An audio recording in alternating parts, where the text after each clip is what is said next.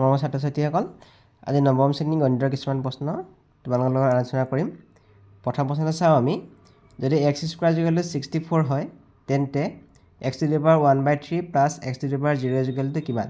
Option দিয়া আছে 3, 5, 8, 2। আমাক দিয়া আছে x² = 64, তাৰমানে x মানটো হ'ব √64। √64 মানে হ'ল √64টো 8ৰ বৰ্গ, 8²। এতিয়া x মানটো হ'ব 8। এতিয়া আমাক দিছে x⁻1/3, x মানটো আমি 8 বহাইছোঁ। ইয়াতো আমি x মানটো 8 বহাইছোঁ। আমি জানো যে a⁻0 মানে হৈ গ'ল 1, গতিকে a⁻0 মানে কিমান হ'ব? আমাৰ 1 হ'ব। আমি যদি 8টো ভাঙোঁ 2⁻3 হ'ব, 2 3টা পূৰণ কৰিলে 8 হ'ব। এতিয়া আমি সূচকৰ বিধিমতে 3 আৰু 3 দুটা কটাকটি যাব, কটাকটি থাকিলে ইয়াত থাকিলে হ'ব 2 আৰু 1, 2 + 1 কৰিলে হ'ব 3। গতিকে ৰাইট অপশ্যনটো হ'ব অপশ্যন এ, আনচাৰটো হ'ব 3। 2 নম্বৰ প্ৰশ্ন। যদি x + 2, 4 = 5, y - 2 হয় তেন্তে x আৰু y স্থান হ'ব কোনটো হ'ব সুধিছে। Option A, B, C, D দিয়া আছে। আমাক দিয়া আছে x + 2, 4 = 5, y - 2, তাৰমানে x + 2 মান হ'ব 5। গতিকে আমি পাতি লওঁ x + 2 = 5। আমি যদি পক্ষান্তৰ কৰোঁ x = 5 - 2 = 3, x মানটো আমাৰ হৈ গ'ল 3। আকৌ আমি পাম y - 2 = 4, তাৰমানে 4 = y - 2। আমি y - 2টো এফালে ৰাখিছোঁ, 4টো এফালে ৰাখিছোঁ। এতিয়া এই দুইটো পক্ষান্তৰ কৰিলে y + 4 + 2 = 6, তাৰমানে x মানটো হৈ গ'ল 3, y মানটো হৈ গ'ল 6। গতিকে 3, 6, গতিকে এইটো আছে অপশ্যন চি। 3 নম্বৰ প্ৰশ্ন। এটা গোলকৰ ব্যাসাৰ্ধ টুৱাইছ r, তেন্তে গোলকটোৰ আয়তন হ'ব। আমি জানো যে গোলকৰ আয়তন = 4/3 πr³। এই rটো হ'ল গোলকৰ ব্যাসাৰ্ধ, rটো হৈ গ'ল ব্যাসাৰ্ধ। কিন্তু আমাক ব্যাসাৰ্ধ দিয়া আছে 2, আমাক দিয়া আছে 4/3 π r মান এতিয়া আমাৰ ব্যাসাৰ্ধটো টুৱাইছ r দিয়া আছে, টুৱাইছ r হোল কিউব হ'ব। গতিকে 4/3 আমি যদি 2 কিউব কৰোঁ 8 হ'ব, পাই r হোল কিউব হ'ব, তাৰমানে 4 × 8 = 32, 32/3 πr³। গতিকে শুদ্ধ অপশ্যনটো অপশ্যন আমাৰ চি হ'ব। 4 নম্বৰ প্ৰশ্ন। যদি ত্ৰিভুজ PQR ৰ PQ = PR হয় তেন্তে তলৰ কোনটো শুদ্ধ হ'ব সুধিছে। কোণ P = কোণ R, কোণ P = কোণ Q, কোণ Q = কোণ R। আমাক দিয়া আছে ত্ৰিভুজ PQR। আমি ইয়াত ত্ৰিভুজ PQRটো আঁকি লৈছোঁ। PQR আমাক দিয়া আছে PQ = PR, দুটা বাহু সমান। এইটো হ'ল সমদ্বিবাহু ত্ৰিভুজ। যদি দুটা বাহু সমান হয় আমি ক'ব পাৰিম যে কোণ Q আৰু কোণ Rটো সমান, কোণ Q = কোণ R। গতিকে ইয়াৰ শুদ্ধ অপশ্যনটো হ'ব অপশ্যন চি, কোণ Q = কোণ R। 5 নম্বৰ প্ৰশ্ন।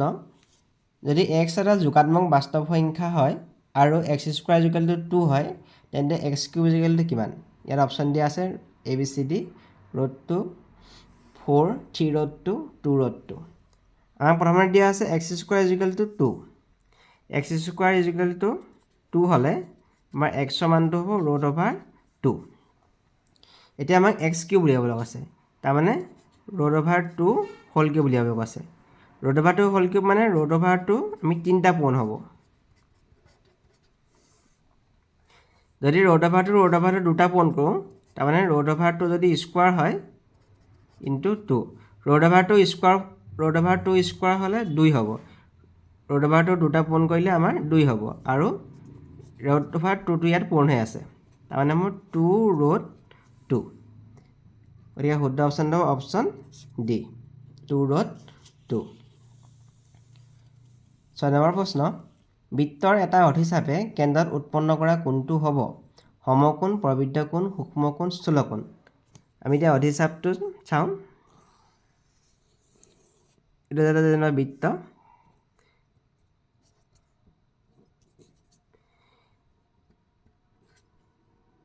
এইটো এটা চাপ